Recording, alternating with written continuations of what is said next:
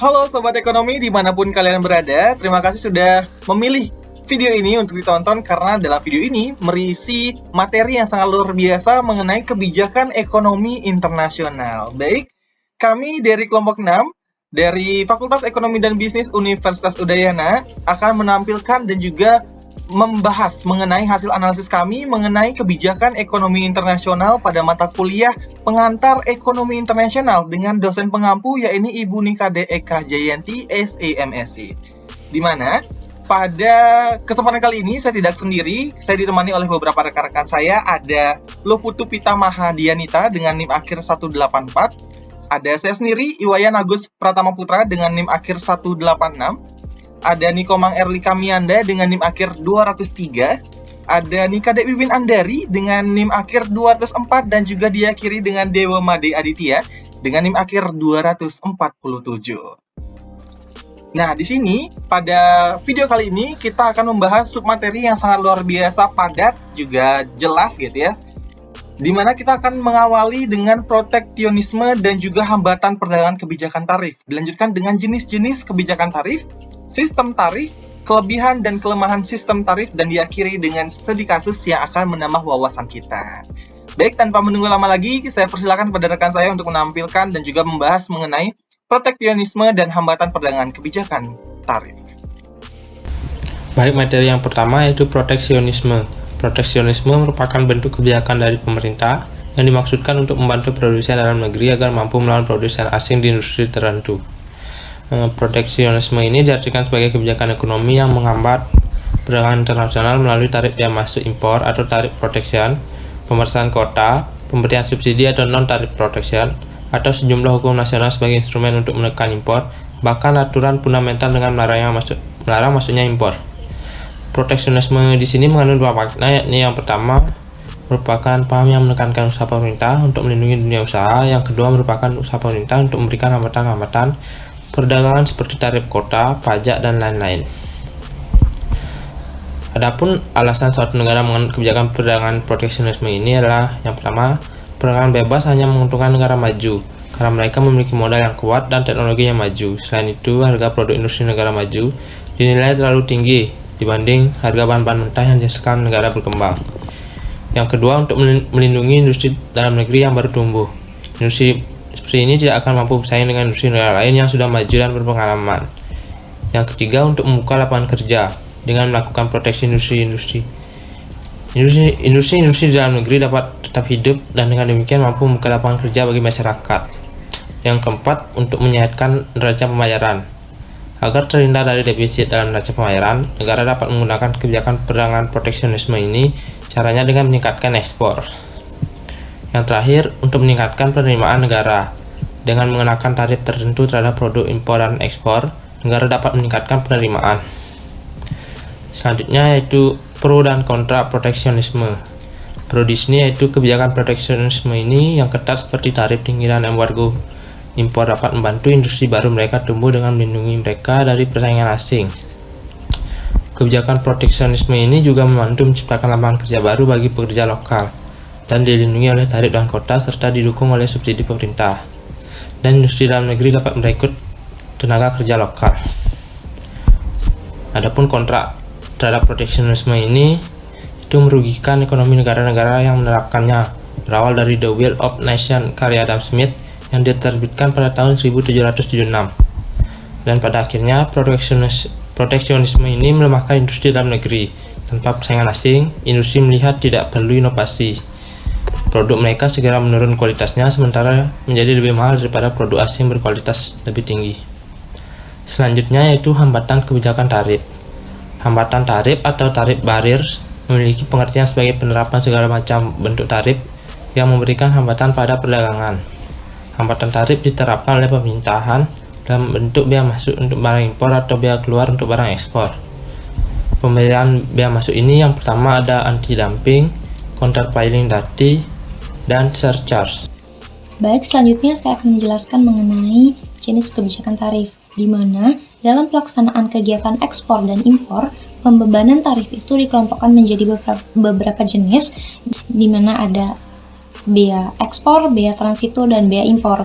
Bea ekspor ini adalah pajak yang dikenakan terhadap suatu barang yang diangkut menuju negara lain. Bea transito ini adalah pajak yang dikenakan terhadap suatu barang yang melalui wilayah suatu negara dengan ketentuan bahwa barang tersebut itu tujuan akhirnya adalah negara lain. Dan bea impor itu adalah pajak yang dikenakan terhadap suatu barang yang masuk ke dalam custom area wilayah suatu negara dengan ketentuan bahwa negara tersebut adalah negara tujuan terakhirnya. Lalu adapun 3 aplikasi atau penerapan pengenaan tarif terutama dalam bea masuk, yaitu yang pertama pembebasan bea masuk atau tarif rendah, yaitu antara 0% hingga 5% yang dikenakan untuk bahan kebutuhan pokok dan vital. Yang kedua, tarif sedang, yaitu antara 5% hingga 20%, di mana yang dikenakan untuk barang setengah jadi dan barang-barang lain yang belum cukup diproduksi di dalam negeri. Dan yang ketiga adalah tarif tinggi, yaitu di atas 20% yang dikenakan untuk barang-barang mewah dan barang-barang lain yang sudah cukup diproduksi di dalam negeri dan bukan merupakan barang kebutuhan pokok. Kemudian adapun cara pengenaan tarif yang dibedakan menjadi beberapa jenis, yaitu yang pertama ad valorem duties adalah bea pabean yang tingginya dinyatakan dalam persentase dari nilai barang yang dikenakan bea tersebut. Yang kedua, specific duties adalah bea pabean yang tingginya dinyatakan untuk tiap ukuran fisik barang tersebut. Dan yang ketiga adalah compound duties, adalah bea yang merupakan kombinasi dari spesifik dan ad valorem duties. Berlanjut ke efek tarif. Adapun beberapa macam efek tarif adalah yang pertama efek terhadap harga atau price effect, yang kedua efek terhadap konsumsi atau consumption effect, yang ketiga ada efek terhadap produk atau protective ataupun juga import substitution effect, dan yang keempat ada efek terhadap redistribusi pendapatan atau redistribution effect. Nah, kurva tersebut merupakan efek tarif impor bagi negara A, di mana produksi di dalam negeri ditunjukkan dengan OQ1, konsumsinya O2 Q0, dan impornya yaitu Q1 Q0. Nah, negara A itu membebankan tarif sebesar PPT. Maka efeknya itu adalah harga barang di dalam negeri itu naik dari OP menjadi OPT. Jumlah barang yang diminta berkurang dari OQ0 menjadi OQ2. Produksi di dalam negeri naik dari OQ1 menjadi OQ3. Adanya pendapatan yang diterima oleh pemerintah dari tarif tersebut yaitu sebesar BCDE. Dan adanya ekstra pendapatan yang dibayarkan oleh konsumen di dalam negeri kepada produsen di dalam negeri yaitu sebesar PPTAB. Nah, kurva selanjutnya ini adalah dalam keadaan increasing cost, di mana ada dua kurva ini. Yang A itu adalah kurva penawaran produsen luar negeri dalam keadaan increasing cost, sedangkan kurva yang B adalah kurva penawaran produsen dalam negeri dan kurva permintaan. Kurva penawaran total adalah penjumlahan daripada penawaran luar negeri dengan penawaran di dalam negeri yang ditunjukkan dengan SF plus D. Harga equilibrium sebelum tarif ditunjukkan dengan O P1 dan impornya yaitu Q1 Q2 sama dengan OX1. Pembebanan tarif berarti juga pajak bagi setiap unit barang impor, sehingga kurva penawaran luar negeri bergeser ke atas menjadi SF aksen, dan SD yang sekarang adalah S aksen F plus D. Nah, harga equilibrium yang baru ditunjukkan dengan OP2 dan impornya turun menjadi Q3 Q4 atau sama dengan OX2, dan harga barang bagi produsen luar negeri adalah OP2-T. Harga penawaran luar negeri dalam hal ini tergantung dari impor negara A, sehingga turunnya impor dari negara A menyebabkan turunnya harga penawaran luar negeri. Nah, hal ini menyebabkan kenaikan harga di dalam negeri menjadi lebih kecil, hanya sampai P2, sehingga efeknya terhadap produksi dan konsumsi itu menjadi lebih kecil. Baik, rekan-rekan sekalian, kembali lagi bersama saya, yang dimana sini saya akan membahas mengenai effective rate of protection atau tarif proteksi efektif atau yang kerap disingkat sebagai TPA atau TPE gitu ya. Jadi, dimana konsep ini merupakan konsep yang pertama kali dicanangkan oleh ekonom yaitu Max Corden dan juga Harry Johnson pada awal abad 20-an gitu. Nah, juga TPE ini sendiri atau tarif proteksi efektif merupakan kenaikan proporsional pada nilai tambah suatu industri yang merupakan hasil komprehensif struktur proteksi terhadap output dan input industri. Atau juga dapat didefinisikan sebagai kenaikan value added manufacturing atau VAM atau FAM gitu ya, atau nilai tambah fabrikasi yang terjadi karena perbedaan antara presentasi tarif nominal untuk barang jadi atau CBU completely built up dengan tarif nominal untuk bahan baku atau komponen input impornya atau CKD completely knocked down yang dipaparkan oleh Hadi tahun 2014. Serta kira-kira apa tujuannya gitu ya, yang dimana memiliki tujuan utama dari pengenaan tarif yaitu untuk melindungi industri domestik serta mempengaruhi alokasi sumber daya dalam berbagai macam industri seperti itu. Baik, kita akan melanjutkan di mana di sini saya akan paparkan saya berikan dua foto, dua gambar itu yang dimana kita akan bahas dulu dari kiri. Kita dapat lihat di kiri ini merupakan adanya kurva, di mana kurva ini dinamakan sebagai effective rate of protection gitu. Jadi dapat disimpulkan dengan adanya kurva ini, hubungan antara tarif terhadap barang jadi dan tarif terhadap barang mentah atau bahan mentah gitu ya, dapat dinyatakan dengan adanya effective rate of protection yang dinikmati oleh produsen yang memproses barang jadi tersebut. Apabila barang jadi dan juga bahan mentah impor itu dikenakan tarif, maka effective rate of protection bagi produsen barang tersebut juga semakin tinggi apabila makin rendah tarif terhadap bahan mentahnya. Dan juga kita akan beranjak ke kanan, foto di kanan gitu ya, di mana effective rate of protection juga dapat diformulasikan dengan rumus berikut, yaitu TE sama dengan TN dikurang TI dikali I dibagi V. Kira-kira apa sih TE, TN, TI ini? Jadi TE ini adalah effective rate of protection, TN itu adalah tarif terhadap bahan jadi atau nominal rate-nya, TI adalah tarif terhadap bahan mentahnya, I adalah proporsi di mana nilai bahan mentah terhadap barang jadi, dan juga V ini sendiri merupakan nilai tambah dalam proses produksi. Jadi dapat kita ulang kembali bahwasanya rumus dari effective rate of protection adalah tarif terhadap barang jadi atau nominal rate-nya dikurang dengan tarif terhadap bahan mentahnya dikali dengan proporsi daripada nilai bahan mentah terhadap nilai barang jadi dan dibagi dengan nilai tambah dalam proses produksi. Teman-teman, apabila nilai bahan mentah yang diimpor merupakan 50% daripada nilai barang jadi, tarif terhadap barang jadi itu 50% dan bahan mentah tersebut bebas daripada tarif, maka effective rate of protection-nya adalah 100%.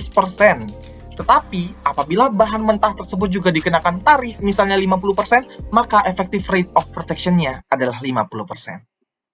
Baik, berikutnya adalah alasan pembebanan tarif, yang dimana ada beberapa alasan gitu ya, pembebanan tarif baik yang secara ekonomis bisa dipertanggungjawabkan, misalnya untuk mencapai kenaikan penghasilan real, maupun yang secara ekonomis tidak dapat dipertanggungjawabkan. Ya, dimana kita akan mulai dulu dari secara ekonomis dapat dipertanggungjawabkan. Di sini ada yang pertama, secara ekonomis, yaitu memperbaiki dasar tukar atau terms of trade. Yang dimana dalam suatu negara dapat mempengaruhi dasar pertukaran antara ekspor dan impornya melalui pembebanan tarif ini sendiri. Dalam hal ini telah dijelaskan pula bahwasanya pembebanan tarif dapat mengurangi keinginan untuk mengimpor. Hal tersebut berarti bahwa untuk sejumlah tingkat ekspor tertentu menghendaki impor yang lebih besar, sebagian daripadanya diserahkan kepada pemerintah sebagai pembayaran tarif. Karena hal tersebut menyangkut perubahan di dalam permintaan dunia akan suatu barang, maka dapat dijelaskan dengan menggunakan over curve, dengan kurva yang di sebelah kiri ya teman-teman sekalian, ya dimana kurva di sebelah kiri disebut dengan kurva efek tarif terhadap dasar tukar. Yang dimana Dengan contoh gitu ya, negara satu membebankan tarif misalnya nih sebesar 50% gitu ya, menyebabkan berkurangnya kesediaan mengekspor untuk sejumlah impor tertentu, atau dengan kata lain untuk sejumlah tertentu ekspor mengendaki impor yang lebih banyak.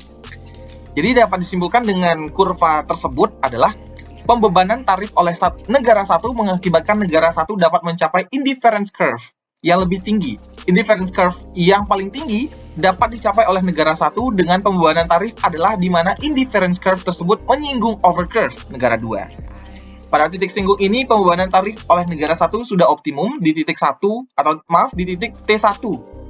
Ini yang kemudian disebut dengan optimum tarif.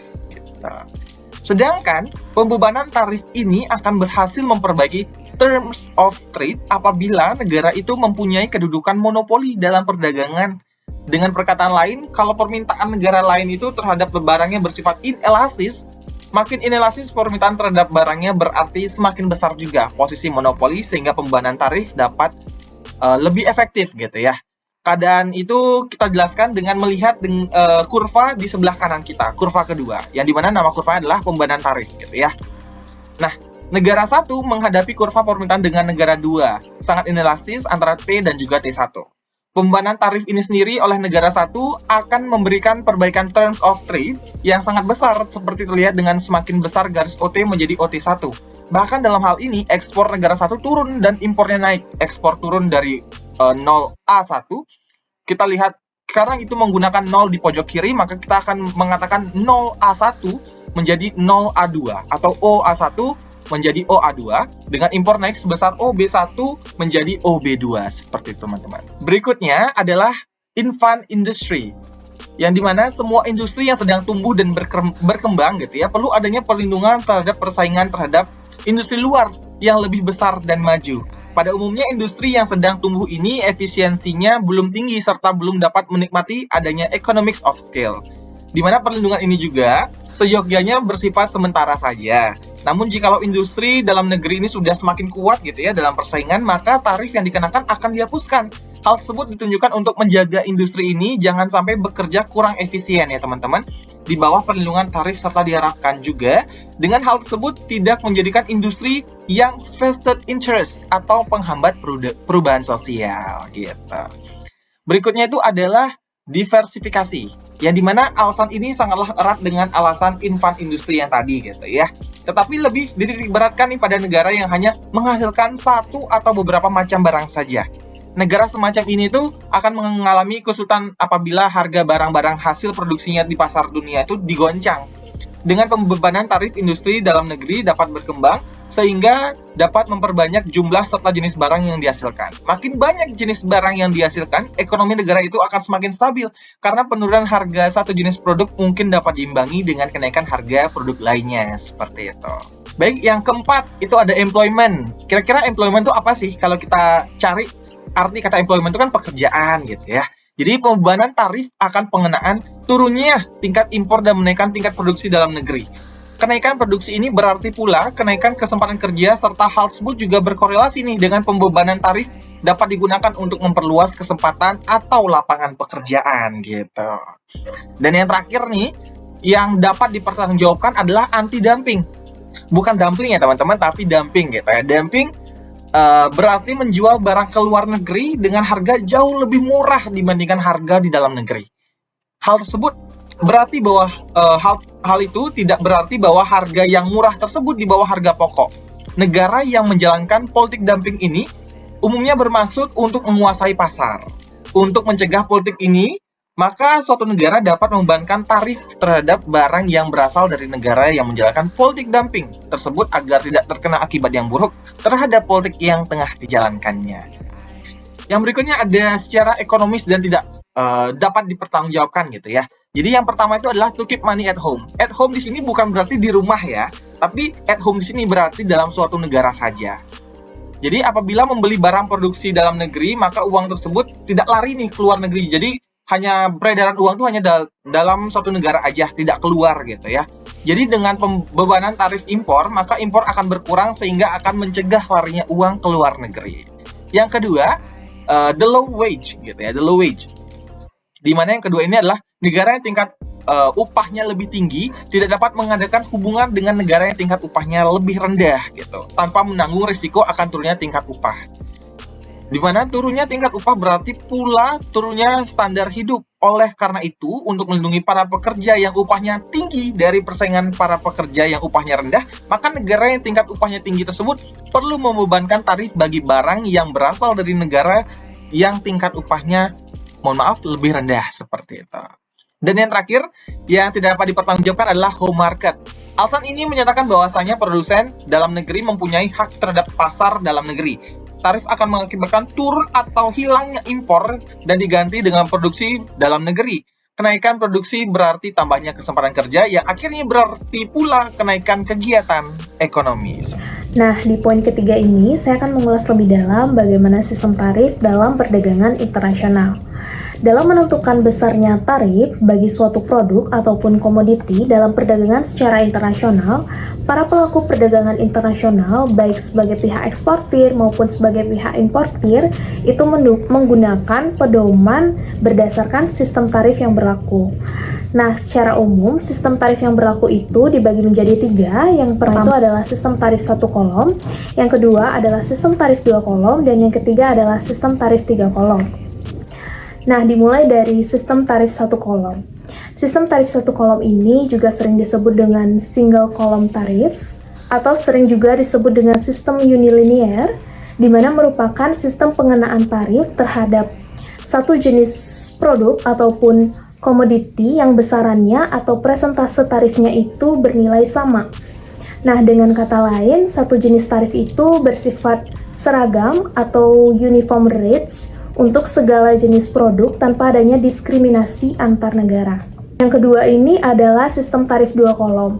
Sistem tarif 2 kolom ini juga sering disebut dengan double column tarif, di mana sistem tarif ini memiliki 2 tarif bea masuk yang berbeda terhadap produk tertentu, di mana pajak impor terhadap suatu barang itu tergantung dari negara asalnya, tergantung dari hubungan negara pengimpor dan juga negara pengekspor. Nah, maka dari itu sistem tarif 2 kolom ini terbagi menjadi 2. Jadi yang pertama itu adalah sistem tarif umum atau sering juga disebut dengan sistem tarif konvensional, dan yang kedua itu adalah sistem tarif maksimum dan minimum. Nah, tarif umum atau konvensional ini di mana di sini tarif yang tinggi ini memang sudah ditetapkan secara mandiri oleh negara yang bersangkutan. Sedangkan tarif yang rendah yang sudah mencakup segala pengurangan bea impor dari negara lain itu sebagai akibat dari adanya negosiasi tarif, di mana tarif yang rendah ini dikenakan pada impor dari negara-negara yang telah menandatangani perjanjian tarif dengan negara-negara pengimpor. Nah, selanjutnya itu adalah tarif maksimum dan tarif minimum, di mana pada tarif maksimum dan minimum, disinilah kedua tarif itu ditetapkan secara otonom berdasarkan undang-undang negara asing tanpa adanya modifikasi oleh kesepakatan internasional. Nah, yang selanjutnya adalah sistem tarif 3 kolom. Sistem tarif 3 kolom ini juga sering disebut dengan triple column tarif, di mana sistem tarif 3 kolom ini sering digunakan oleh negara penjajah. Nah, yang perlu kita ketahui, sistem tarif 3 kolom ini merupakan perluasan dari sistem tarif 2 kolom dengan menambah tarif preference untuk negara-negara bekas jajahannya atau afiliasi politiknya. Selanjutnya, adapun kelebihan dan juga kelemahan sistem tarif dalam perdagangan internasional. Mungkin akan dimulai dari kelebihan sistem tarif terlebih dahulu. Nah, untuk yang pertama, kelebihan dari sistem tarif 1 kolom. Kelebihan sistem tarif 1 kolom ini terdapat 3 kelebihan. Untuk yang pertama itu adalah menurunkan yang namanya biaya administrasi. Nah, penerapan sistem tarif 1 kolom dalam sistem PPN atau pajak pertambahan nilai dinilai atau dirasa akan menurunkan yang namanya biaya administrasi terhadap segala jenis transaksi yang dilakukan. Untuk yang kedua adalah menurunkan yang namanya distorsi dan meningkatkan efisiensi ekonomi. Nah, penerapan sistem tarif yang sama ini dirasa akan menurunkan yang namanya distorsi. Perlu kita ketahui, distorsi itu adalah penyimpangan makna dengan merubahnya dari keadaan aslinya. Adapun kelebihan dari sistem tarif 2 kolom, di mana implementasi tarif yang berlainan dari subjek PPN atau pajak pertambahan nilai tentu akan menghadirkan yang namanya efisiensi, di mana tingkat tarif yang lebih rendah akan berlaku ketika tingkat permintaan itu elastis. Sedangkan tingkat tarif yang lebih tinggi akan berlaku ketika tingkat permintaan itu tidak elastis. Dan adapun kelebihan dari sistem tarif 3 kolom. Nah, seperti yang sudah kita ketahui, sistem tarif 3 kolom ini merupakan perluasan dari sistem tarif 2 kolom, di mana di sini artinya kelebihan dari sistem tarif 3 kolom ini tidak jauh berbeda dari sistem tarif 2 kolom. Nah, adanya preferential system yang merupakan sistem pemungutan suara, di mana dalam halnya di sini adalah sistem pemilihan terhadap besarnya tarif, tentunya dirasa akan memberikan rasa keadilan. Dan adapun kelemahan dari sistem tarif dalam perdagangan internasional akan dimulai dari kelemahan sistem tarif 1 kolom. Nah, seperti yang sudah kita ketahui, pengenaan tarif itu akan sama terhadap segala jenis barang ataupun komoditi dalam penerapan sistem tarif 1 kolom. Di mana di sini artinya akan memberikan rasa ketidakadilan. Di mana di sini tarif terhadap barang mewah dan barang sederhana yang dibutuhkan oleh masyarakat tentunya akan sama besarnya. Dan yang kedua adalah kelemahan dari sistem tarif 2 kolom. Adapun kelemahan dari sistem tarif 2 kolom, di mana dalam penerapan sistem tarif 2 kolom ini dirasa akan lebih sulit dalam proses pengadministrasian dalam melakukan yang namanya transaksi. Dan yang terakhir, adapun kelemahan dari sistem tarif 3 kolom. Nah, untuk kelemahan dari sistem tarif 3 kolom memang tidak jauh berbeda dari kelemahan sistem tarif 2 kolom. Di mana di sini adanya berbagai persyaratan ketentuan asal barang yang akan diimport akan mempersulit dalam proses pengumpulan dokumen pelengkap pabean berupa penyerahan sertifikat SKA yaitu surat keterangan asal. Halo semuanya, jadi di sini saya akan menjelaskan mengenai studi kasus di mana judul yang kami ambil adalah pengaruh kebijakan pengenaan bea masuk tindakan pengamanan terhadap impor produk kain. Nah, seperti yang kita ketahui, pakaian merupakan salah satu kebutuhan yang sangat penting bagi manusia dan juga kebutuhan yang sangat besar diperlukan oleh masyarakat Indonesia. Karena kebutuhan akan pakaian besar, maka kebutuhan akan bahan baku pun juga besar. Karena kebutuhan akan pakaian dan juga bahan baku yang besar, maka akan terjadi yang namanya impor di suatu negara untuk menekan yang namanya biaya produksi. Nah, karena terdapat yang namanya impor, maka kan terjalan juga yang namanya perdagangan bebas. Nah, perdagangan bebas ini dapat membahayakan industri dalam negeri yang memproduksi tekstil sejenis sehingga perlu yang namanya tindak keamanan. Prinsip perdagangan internasional yang dianut oleh negara Indonesia sejalan dengan prinsip-prinsip yang telah disepakati secara internasional yang pada intinya itu bertujuan untuk melindungi produk dalam negeri.